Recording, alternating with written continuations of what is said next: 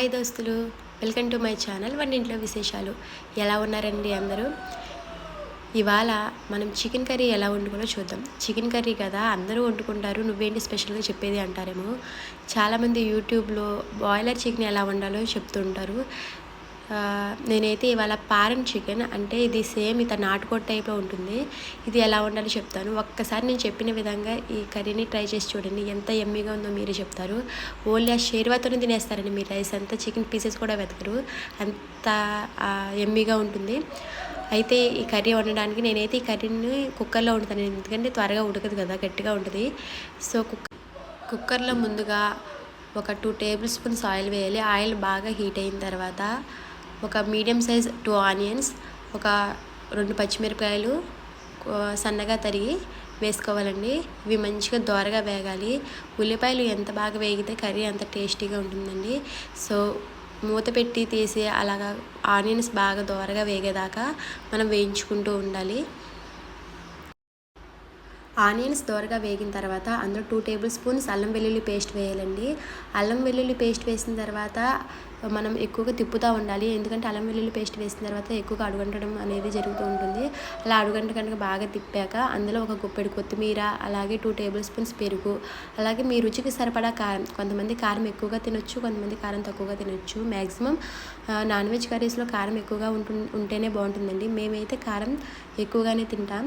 So ఇక్కడ నేనైతే 3 table spoons కారం వేసానండి. కారం వేసిన తర్వాత బాగా ఆ మిశ్రమాన్ని తిప్పాలి, ఎందుకంటే మనం పెరుగు వేసాం కదా, ఆ పెరుగు తొరగలు అనేవి పైకి కనిపిస్తూ ఉంటాయి. అలా కనిపించకుండా ఆ మిశ్రమంలో కలిసిపోయేలాగా పెరుగుని బాగా తిప్పాలి. కొంతమంది ఇష్టం ఉంటే ఒక చిన్న నిమ్మకాయ బద్ద కూడా పిండుకొచ్చింది, నేనైతే స్కిప్ చేస్తున్నాను. కర్రీ ఉడికిన తర్వాత వేసుకుంటే ఇంకా బాగుంటుంది, సో నిమ్మకాయ పిండలేదు. అలా మనం ఆ పెరుగంతా ఆ మిశ్రమంలో కలిసిపోయేలాగా బాగా ఆ కర్రీని తిప్పుతూ ఉండాలి. ఈ షేర్వాయేనండి ఆ కర్రీ మొత్తానికి టేస్టు. ఈ ప్రాసెస్ అనేది కరెక్ట్గా ఉంటే కర్రీ ఇంకా చాలా బాగుంటుంది. ఈ ప్రాసెస్ అనేది కరెక్ట్గా చేయాలి. ఆ పెరుగు తొరకలు అనేవి పైకి కనిపిస్తే మాత్రం అసలు ఆ కర్రీ అంత టేస్ట్గా ఉండదు. పెరుగంతా ఆ కర్రీలో మిక్స్ అయిపోవాలి. అలా మిక్స్ అయిన తర్వాత ఇందులో ఈ షేర్వాకి సరిపడా 1 టేబుల్ స్పూన్ సాల్ట్ వేయాలండి, ఎందుకంటే నేను ఆల్రెడీ చికెన్ని ముందే సాల్టు ఇంకా పసుపు వేసి మ్యాగ్నేట్ చేసి పక్కన పెట్టాను. తర్వాత ఇంకోసారి ఈ మిశ్రమాన్ని బాగా కలుపుకొని తర్వాత కడిగి పసుపు ఉప్పు వేసి పక్కన పెట్టుకున్న చికెన్ కూడా ఇందులో యాడ్ చేసుకోవాలండి. ఈ చికెన్ని ముందుగానే నేను శుభ్రంగా కడిగేసి అందులో కాస్త నిమ్మకాయ పిండి కడగాలండి, ఎందుకంటే నీచు వాసన అనేది రాకుండా ఉంటుంది. తర్వాత ఇందులో పసుపు కాస్త ఉప్పు వేసి కలిపేసి పక్కన పెట్టుకున్నాను, ఇది కొంచెం మ్యారినేట్ అయినట్టు ఉంటుందని. తర్వాత ఆ చికెన్ పీసెస్ని తీసి అందులో వేసుకున్నాను. చికెన్ పీసెస్ అందులో వేసుకున్న తర్వాత కర్రీని బాగా తిప్పుకోవాలండి. ఇలా తిప్పుకోవడం వల్ల మనం ముందుగానే రెడీ చేసుకున్న ఈ షేర్వా అంతా ఆ పీసెస్కి పడుతుంది. ఇలా కలుపుకున్న తర్వాత దీనిపైన ఒక లిడ్ పెట్టేయాలి.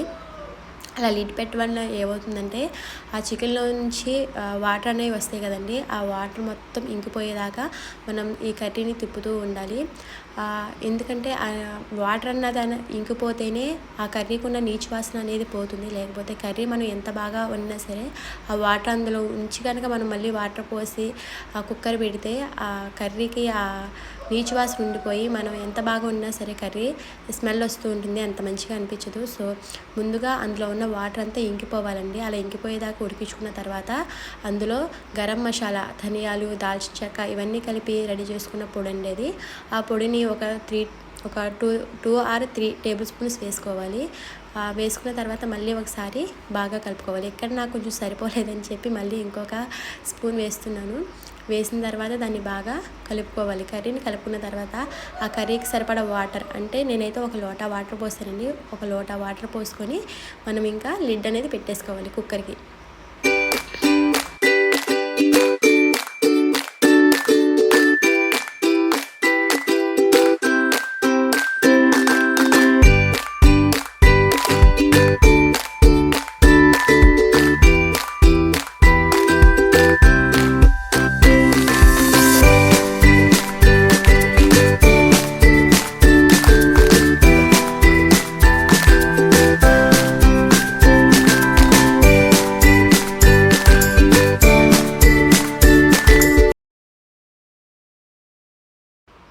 లిడ్ పెట్టుకున్న 5 మినిట్స్ తర్వాత విజిల్స్ రావడం అనేది స్టార్ట్ అవుతుందండి.